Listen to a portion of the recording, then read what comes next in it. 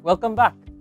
Sa araw na ito, ipagpapatuloy natin ang ating usapin tungkol sa stress, pati na rin ang mga epekto nito sa ating nervous system.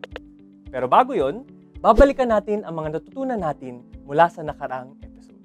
Una, natutunan natin ang ibig sabihin ng stress bilang ang ating pisikal at psikolohikal na reaksyon sa panloob at panlabas na negatibong kaganapan o trigger. Pangalawa, natutunan nating walang pinipiling lugar o panahon ang stress, na bahagi ito ng pang-araw-araw na buhay natin. At ang mahalaga ay kung papaano natin ito hinaharap at ang reaksyon at desisyon natin dala nito. At panghuli, sinundan natin ang kwento ni Carlo, ang mga naging sanhi ng kanyang stress at mga paraan kung papaano niya ito maaaring solusyonan. Ngayon, sa araw na ito, pag-uusapan natin ang stress at ang kinalaman nito sa ating nervous system. Ops! Bago kayo kabahan at magsitakbuhan, importanteng pag-usapan natin ito sapagkat madalas inaakala natin na ang stress ay may epekto lamang sa ating pag-iisip at emosyon. Ngunit, sa katotohanan, malaki ang nadudulot ng stress sa ating katawan, pati na rin sa ating mga nararanasan na karamdaman at mga sakit. Balikan natin ang kaibigan nating si Carlo. Tulad ng nangyari sa kanya noong nakaraan, may mga pagkakataong nakakaranas tayo ng pananakit ng ulo o dibdib, o di kaya pagramdam ng kaba o hindi maipaliwanag na nerbiyos. Posibleng ang mga ito ay dala ng stress na ating mga nararanasan. Tayo ba? Ano ang nararamdaman natin sa puntong ito? Mayroon bang bumabagabag sa atin? May pinagdaraanan ba tayong masalimuot? Nakakaranas ba tayo ng pananakit ng katawan o di kaya hindi maipaliwanag na emosyon? Sa episode na ito, alamin natin kung bakit ito marahil nangyayari sa atin. Una, ano nga ba ang nervous system at paano ito naapektuhan ng stress? Ang nervous system ay isang komplikadong network ng mga ugat na binubuo ng ating utak, mga nerves at spinal cord. Pinamamahalaan ng nervous system ang lahat ng ating pagkilos, maging sadya o voluntary o di sadya o involuntary. Sa katotohanan, ang ating nervous system ay madalas na tumutugon o iniinda ang stress sa pang-araw-araw na buhay natin. Hindi lang natin ito namamalayan. Ngayon, hindi lahat ng uri ng stress ay tunay na masama. Sa katunayan, may mga pag-aaral na nagsasabing ang light to moderate stress ay nakakatulong sa pagpalakas ng connection sa ating mga neurons na siyang nagpapabuti ng ating atensyon, nagpapalawak ng ating memorya at nagpapatalas ng ating focus. Subalit, mapanganib naman sa ating kalusugan ang tuloy-tuloy na malubhang stress o chronic toxic stress. Ayon sa pag-aaral, pag tayo ay nakakaranas ng chronic toxic stress, ina-activate nito ang ating amygdala, na siyang fear center ng ating utak.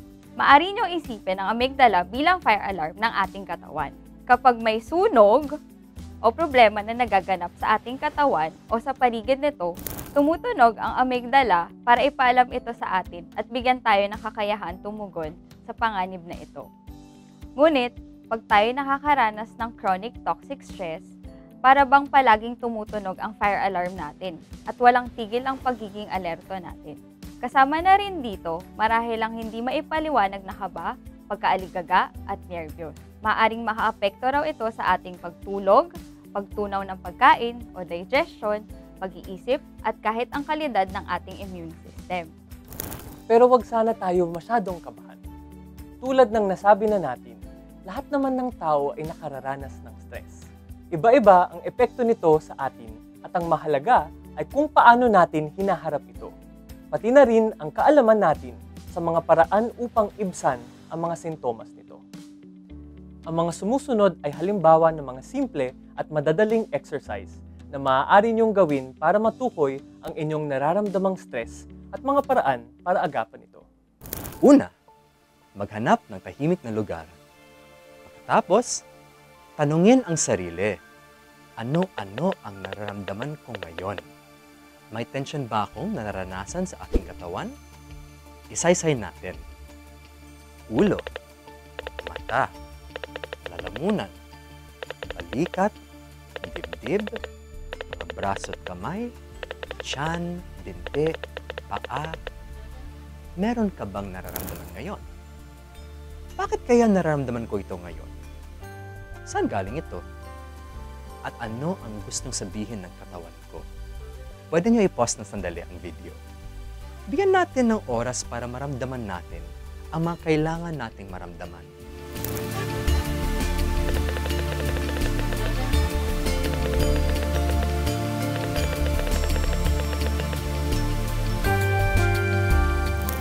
Pangalawa, base sa fight-flight-freeze response ng tao sa stress, alamin natin, may mga karanasan ba akong stressful ngayon? Ano ang mga reaksyon ko dito? Gusto ko bang lumaban o makipag-away? O di kaya umalis at lumisan sa hindi kaaya-ayang karanasan? O di kaya parang mahirap gumalaw, magsalita, makaisip dahil sa pagkalula? Pwede nyo i-pause ulit ang video ng sandali at bigyan natin ulit ng oras para maramdaman natin ang mga nararamdaman natin.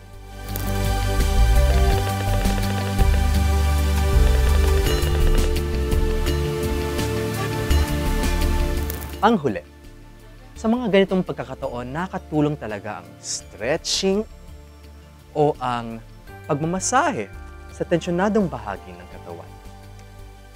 Sabay nito ang mabagal at malalim na paghinga.